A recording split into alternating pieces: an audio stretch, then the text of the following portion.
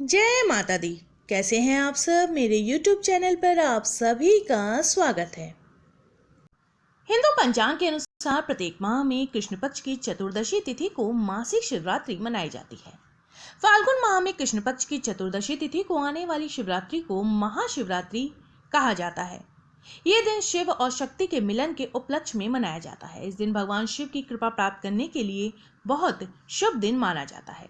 इस दिन भक्त विधि विधान के साथ भगवान शिव को प्रसन्न करने हेतु पूजा आराधना करते हैं। शिवरात्रि पर रात्रि जागरण कर भगवान शिव की पूजा चारों प्रहर करने का विधान है। महाशिवरात्रि के दिन व्रती को प्रातःकाल उठकर स्नान आदि से निवृत्त हो जाना चाहिए। उसके बाद स्वच्छ वस्त्र धारण करना चाहिए और भगवान शिव का ध्यान करते हुए व्रत का संकल्प लेना चाहिए।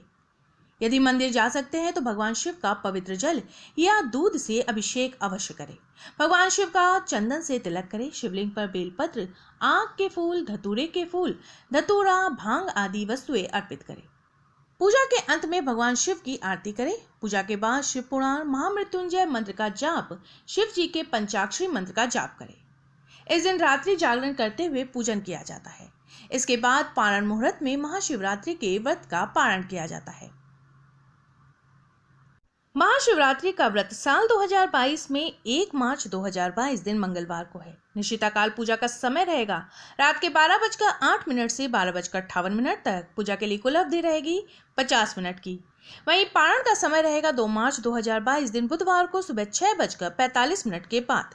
चतुर्दशी तिथि का प्रारंभ होगा 1 मार्च की सुबह 3:16 पर और समाप्ति होगी रात के 1 बजे। महाशिवरात्रि व्रत की कथा के अनुसार प्राचीन काल में चित्रभानु नामक एक शिकारी था। जानवरों की हत्या करके वह अपने परिवार को पालता था। वह एक साहूकार का कर्जदार था, लेकिन उसका ऋण समय पर ना चुका सका। क्रोधित साहूकार ने शिकारी को शिव मंठ में बंदी बना दिया। संयोग से उस दिन शिवरात्रि थी। साहूकार के घर पूजा हो रही थी तो शिकारी ध्यान मग्न होकर शिव संबंधी धार्मिक बातें सुनता रहा। चतुर्दशी को उसने शिवरात्रि व्रत की कथा भी सुनी। शाम होते ही साहूकार ने उसे अपने पास बुलाया और ऋण चुकाने के विषय में बात की। शिकारी अगले दिन सारा ऋण लौटा देने का वचन देकर बंधन से छूट गया। अपनी दिनचर्या की भांति वह जंगल में शिकार के लिए निकला, लेकिन दिन भर बंदी गृह में रहने के कारण भूख प्यास से व्याकुल था। शिकार खोजता हुआ वो बहुत दूर निकल गया। जब अंधेरा हो गया तो उसने विचार किया कि रात जंगल में ही बितानी पड़ेगी। वह वन के एक तालाब के किनारे एक बेल के पेड़ पर चढ़कर रात बीतने का इंतजार करने लगा। बेल वृक्ष के नीचे शिवलिंग था जो बेलपत्रों से ढका हुआ था। शिकारी को उसका पता ना चला। पड़ाव बनाते समय उसने जो टहनियां तोड़ी वे संयोग से शिवलिंग पर गिरती चली गई। इस प्रकार दिन भर भूखे प्यासे शिकारी का व्रत भी हो गया और शिवलिंग पर बेलपत्र भी चढ़ गए। एक पहर रात्रि बीत जाने पर एक गर्भिणी हिरनी तालाब पर पानी पीने पहुंची। शिकारी ने धनुष पर तीर चढ़ाकर ज्यों ही प्रत्यंचा खींची, हिरणी बोली, मैं गर्भिणी हूं, शीघ्र ही प्रसव करूंगी। तुम एक साथ 2 जीवों की हत्या करोगे, जो ठीक नहीं है। मैं बच्चों को जन्म देकर शीघ्र ही तुम्हारे समक्ष प्रस्तुत हो जाऊंगी, तब मार लेना। शिकारी ने प्रत्यंचा ढीली कर दी और हिरणी जंगली झाड़ियों में लुप्त हो गई। प्रत्यंचा चढ़ाने तथा ढीली करने के वक्त कुछ बेलपत्र अनायास ही टूटकर शिवलिंग पर गिर गए। इस प्रकार उससे अनजाने में ही प्रथम प्रहर का पूजन भी संपन्न हो गया। कुछ ही देर बाद एक और हिरणी उधर से निकली। शिकारी की प्रसन्नता का ठिकाना ना रहा। समीप आने पर उसने धनुष पर बाण चढ़ाया। तब उसे देखकर हिरणी ने विनम्रता पूर्वक निवेदन किया, हे शिकारी, मैं थोड़ी देर पहले ऋतु से निवृत्त हुई हूँ। कामातुर वीर हिरणी हूँ, अपने प्रिय की खोज में भटक रही हूँ। मैं अपने पति से मिलकर शीघ्र ही तुम्हारे पास आ जाऊंगी। शिकारी ने उसे भी जाने दिया। 2 बार शिकार को खोकर उसका माथा ठनका। वह चिंता में पड़ गया। रात्रि का आखिरी पहर बीत रहा था। इस बार भी धनुष से लगकर कुछ बेलपत्र शिवलिंग पर जा गिरे तथा दूसरे प्रहर की पूजन भी संपन्न हो गई। तभी एक अन्य हिरणी अपने बच्चों के साथ उधर से निकली। शिकारी के लिए वह स्वर्णिम अवसर था। उसने धनुष पर तीर चढ़ाने में देर नहीं लगाई। वो तीर छोड़ने ही वाला था कि हिरणी बोली, हे शिकारी, मैं इन बच्चों को उनके पिता के हवाले करके लौट आऊंगी। इस समय मुझे मत मारो। शिकारी हंसा और बोला कि सामने आए शिकार को छोड़ दूं, मैं ऐसा मूर्ख नहीं। इससे पहले मैं 2 बार अपना शिकार खो चुका हूं।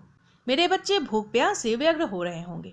उत्तर में हिरनी ने फिर कहा कि जैसे तुम्हें अपने बच्चों की ममता सता रही है, ठीक वैसे ही मुझे भी। हे शिकारी, मेरा विश्वास करो, मैं तुम्हें इनके पिता के पास छोड़कर तुरंत लौटने की प्रतिज्ञा करती हूँ। हिरनी का दीन स्वर सुनकर शिकारी को उस पर दया आ गई। उसने उस मृगी को भी जाने दिया। शिकार के अभाव में तथा भूख प्यास से व्याकुल शिकारी अनजाने में ही बेल वृक्ष पर बैठ बेलपत्र तोड़ तोड़ कर नीचे फेंकता जा रहा था। पौ फटने को हुई तो एक हष्ट-पुष्ट हिरण उसी रास्ते पर आया। शिकारी ने सोच लिया कि उसका शिकार वो अवश्य करेगा। शिकारी की तनी प्रत्यंचा देखकर मृग विनीत स्वर में बोला, हे शिकारी, यदि तुमने मुझसे पूर्व आने वाली 3 मृगनियों और छोटे छोटे बच्चों को मुझे भी मारने में विलंब ना करो, ताकि मुझे उनके वियोग में एक क्षण भी दुख ना सहना पड़े। मैं उन हिरनियों का पति हूँ।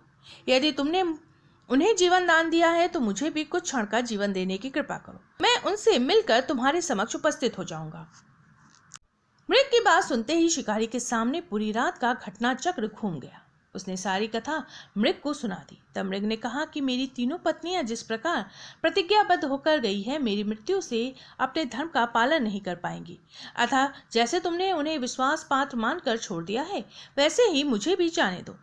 मैं उन सबके साथ तुम्हारे सामने शीघ्र ही उपस्थित होता हूँ। शिकारी ने उसे भी जाने दिया। इस प्रकार प्रातः हो गई। उपवास, रात्रि जागरण तथा शिवलिंग पर बेलपत्र चढ़ाने से पर अनजाने में ही की गई पूजन का परिणाम उसे तत्काल मिला।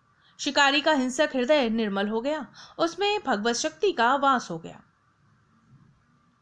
थोड़ी देर बाद वह मृग सपरिवार शिकारी के समक्ष उपस्थित हो गया ताकि वह उनका शिकार कर सके। किंतु जंगली पशुओं की ऐसी सत्यता, सात्विकता एवं सामूहिक प्रेम भावना देखकर शिकारी को बड़ी ग्लानि हुई। उसने मृग परिवार को जीवन दान दे दिया। अनजाने में शिवरात्रि के व्रत का पालन करने पर भी शिकारी को मोक्ष की प्राप्ति हुई। जब मृत्युकाल में यमदूत उसके जीव को ले जाने आए तो शिवगणों ने उन्हें वापस भेज दिया तथा शिकारी को शिवलोक ले गए। शिवजी की कृपा से ही अपने इस जन्म में राजा चित्रभानु अपने पिछले जन्म को याद रख पाए और महाशिवरात्रि के महत्व को जानकर उसका अगले जन्म में भी पालन कर पाए।